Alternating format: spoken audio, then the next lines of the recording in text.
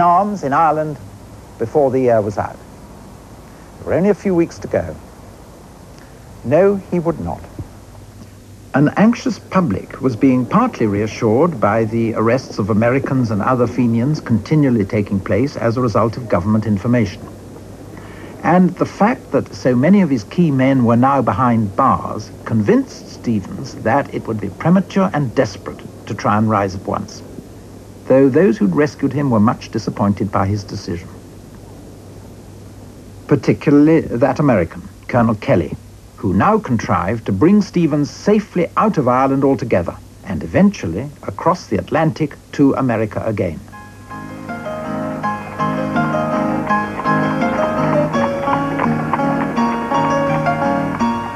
In New York, by the middle of 1866, Stevens, encouraged by his American contacts, was again boasting that he'd have an army fighting on Irish soil by the end of the year.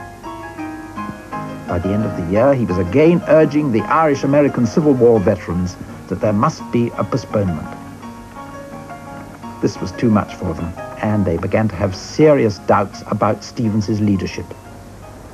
To put a kindly interpretation on this, he was calling the bluff of his own bombast, realizing that things simply weren't ready for a rising in Ireland.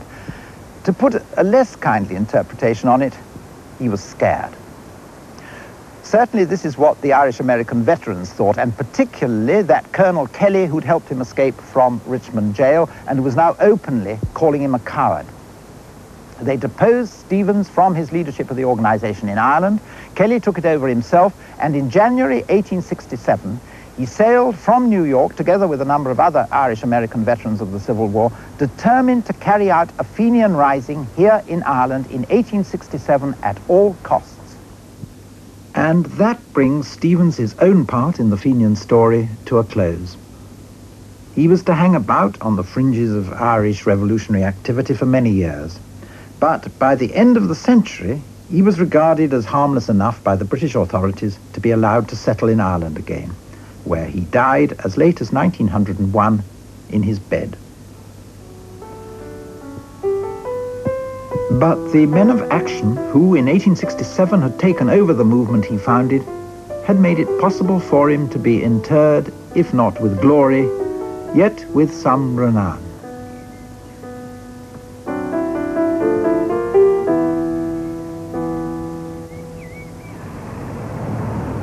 West Central London was, curiously, in 1867 where the planning of the Fenian Rising by Irish Americans under Colonel Kelly took place. Habeas corpus had been suspended in Ireland, but not in England, so it was safer to plot here.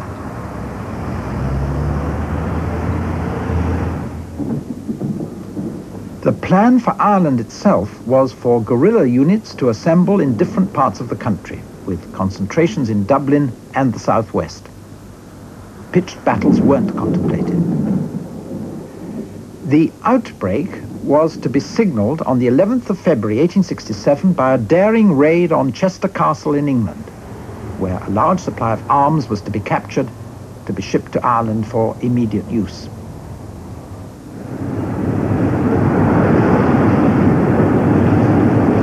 On the morning of the 11th of February 1867, Irishmen with revolvers under their clothes were pouring into Chester by every train.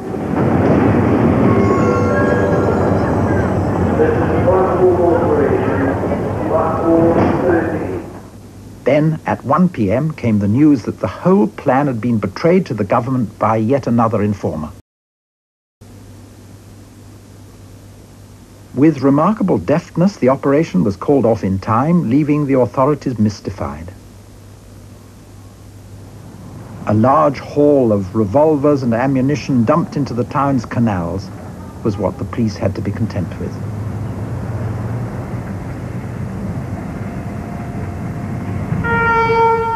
Three weeks later, at a railway station in Ireland, the Fenian Rising finally got off to an almost equally abortive start. For as a train brought a self-styled Fenian general into Limerick Junction to take command of guerrilla operations in the southwest, two men were waiting for him. They were from the police. The Fenian general, too, had been betrayed by an informer. At At once he turned Queen's evidence and told them everything he knew. Unaware of the disaster, groups of Fenians duly rose and were in most cases quickly dealt with. At Tallaght, near Dublin, several hundred Fenians were dispersed by a volley from 14 police. Across the countryside, spasmodic raids took place against police barracks and other government installations, and there were about a dozen Fenian casualties.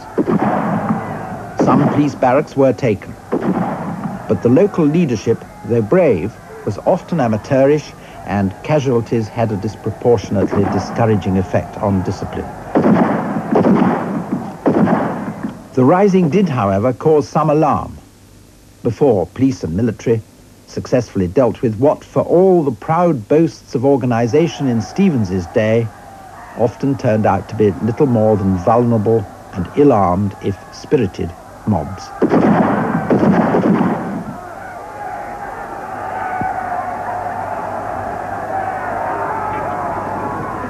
Mopping up operations by the army were soon underway, though there was one stand of a sort by Fenians in Tipperary. This ancient earthwork at Ballyhurst in County Tipperary was the scene of one of the last of those spasmodic encounters between Fenians and police and soldiers that constituted the Fenian Rising of the night and morning of the 5th and 6th of March, 1867. You can see, once you're up here, why this lot of Fenians chose this particular place once they heard that the military were searching the countryside for them. Because from here you get an excellent view both of the railway line running from Dublin to the south and of all the roads in the district. Selecting the position, however, was to be almost the sum total of Fenian military acumen displayed here. In command was one of the Irish-American Civil War veterans, T.F. Burke, promoted general in the Fenian cause. He had a shrunken leg, but that was no immediate disadvantage because he was mounted on a horse. He and his men had, in fact, been rather successfully carrying out sabotage in the surrounding area, tearing up telegraph poles and railway lines. But they proved rather better at sabotage than at open fighting, because when a party of soldiers approached the earthworks here, the Fenians inside fired one ragged volley at them and then fled in disorder.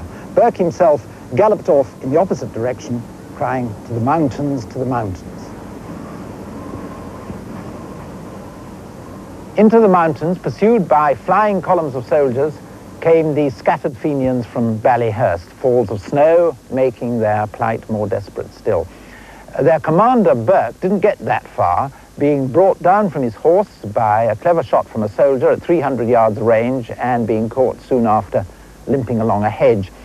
In his pocket, incidentally, was found a new-style Fenian oath to be administered to the civilian population in the event of victory, and making them swear not to oppose the Irish Republic until relieved of the obligation. But of course, Ballyhurst was not only not a victory, it was a total disaster, like the whole Fenian Rising. And yet, this did not prevent the Fenians from entering into Irish national myth as heroes. Burke himself, before being sentenced to death, he was later reprieved, was able to speak grandly from the dock of his certainty that God, who'd preserved Ireland as a separate nationality for 700 years, notwithstanding all the tyranny to which he'd been subjected, would, for all the arrests of Fenians then taking place, assist her to retrieve her fallen fortunes and raise her in her beauty and her mystery. The Fenians might be safely in jail, but the idea that Ireland was a separate nation from Britain was still very much at large. The Fenians had made their contribution to the national myth.